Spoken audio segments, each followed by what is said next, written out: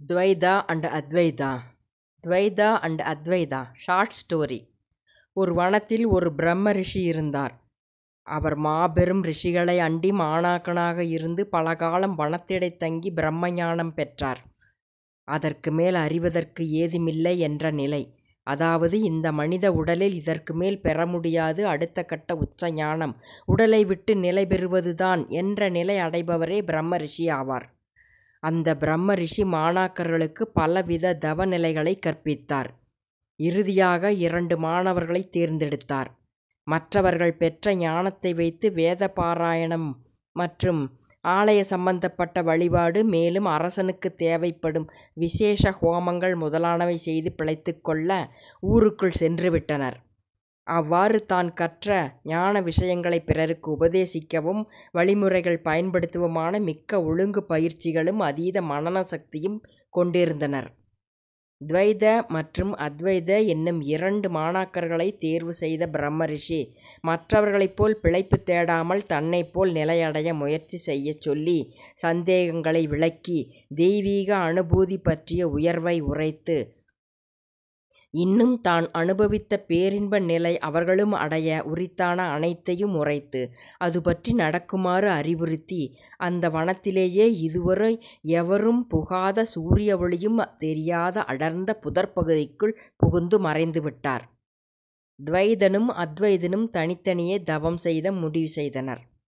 அத்வைதன் தங்கள் குருநாதர் சென்ற வழியில் செல்ல விரும்பினான். துவைதன் மனம் மெல்ல மயங்கியது. அருவியும் பூக்களும் நிறைந்த அந்த சோலை பகுதியில் சில காலம் தங்கி சிவபூஜை செய்துவிட்டு பின்பு வருவதாக கூறினான். அவனுடைய மனநிலை அறிந்த அத்வைதன் மனதை மயக்கும் எதுவும் ஆபத்தானதே என்று கூறியும் துவைதன் தயங்கியதால் இன்னும் 48 நாட்களுக்குள் வந்து சேருமாறு உரைத்துவிட்டு அத்வைதன் தன் குருநாதர் சென்ற புதர்ப்பகுதிக்குள் சென்று மறைந்தான். அத்வைதன் தன் குருநாதர் உடலோடு மறைந்ததை உணர்ந்து அவர் காட்சி தர மகிழ்ந்து தன் பிறவி முடிவதற்குள் பிரம்ம ஞானம் அடைய கடும் முயற்சி மேற்கொள்ளத் துணிந்தான். கொடிய மிருகங்களும் விஷ ஜந்துகளும் நெருங்கி பின் விலகிச் செல்வது கண்டு அமைதி அடைந்தான். பொதுவாக இறுதி நிலையான பிரம்ம ஞானம் அடைய குறைந்தபட்சம் 18 நாட்களும் அதிகபட்சம் 48 நாட்களும் மலை உச்சியிலோ அடர் வனத்திலோ நீருக்குள்ளோ குழி தோண்டி மண்ணுக்குள்ளோ எதையும் அருந்தாமலும் உண்ணாமலும் தங்கி உயிருடன் மீண்டால் அவர் உயர் ஞானம் அடைந்துவிட்டதாக வெளியடையாளமும் தெய்வ தரிசனம் கண்டுவிட்டதே அவருக்கு உட்பட்ட உள்ளடையாளமுமாக இருக்கும்.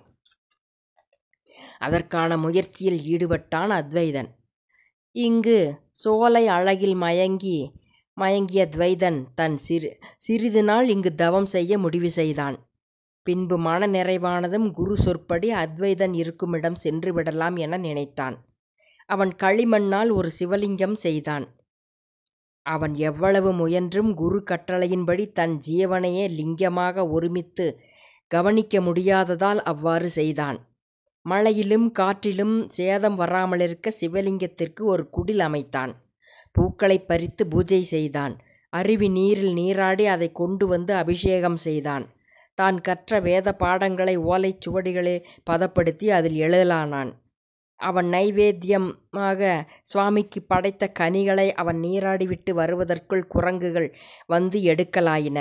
அதனால் அவன் வேறு வழியின்றி ஊருக்குள் சென்று உதவிக்கு ஒரு பெண்ணை அழைத்து வந்தான். அவள் கடவுளுக்கு நைவேத்தியம் சமைக்க அவ்வப்போது துவைதனே ஊருக்குள் சென்று மக்களிடம் அரிசி முதலானவற்றை தானமாக வாங்கி வந்தான். அந்த பெண் அவன் தவம் செய்யும் வேளையில் குடிலை சுத்தம் செய்வது முதலான பல உதவிகள் செய்தாள். துவைதன் அந்த பெண்ணை 48 நாட்களில் பாதி முடிந்து விட்டதால் போதும் பூஜைகள் என்று கருதி வீட்டுக்கு அனுப்ப, வனம் புகுந்த பெண்ணை ஊருக்குள் சேர்த்து கொள்ள மக்கள் மறுக்க, துவைதன் அந்த பெண்ணை வேறு வழியின்றி மணந்து கொண்டான். குழந்தை பிறந்தது. 48 நாட்கள் கடந்து மேலும் 1 வருடமும் ஆகிவிட்டது. இப்போது அந்த பெண்ணின் உறவினர்கள் வந்து சென்றனர். குடில் சற்று பெரிதாக்கப்பட்டு இருந்தது. பையனுக்காக மாடு கன்று இருந்தது. துவைதன் பால் கறந்து சுவாமிக்கும் வீட்டுக்கும் தந்தான். குடிலை சுற்றி வேலி இருந்தது. மாமனார் வீட்டு சீதனமாக மனைவியும் பிள்ளையும் அடிக்கடி ஊருக்கு சென்று வர மாட்டு வண்டி இருந்தது. இவற்றை பாதுகாக்க ஒரு நாயும் காவலுக்கு இருந்தது. திடீரென்று ஒரு பௌர்ணமி நாளில் கனவா நினைவா என்று தெரியாத காட்சியில் துவைதனுக்கு குருவின் உருவம் தெரிந்தது. பின்பு நன்றாக உற்று பார்க்க குருவைப் போலவே ஆகிவிட்ட அத்வைதனின் உருவம் அது என்பது புரிந்தது.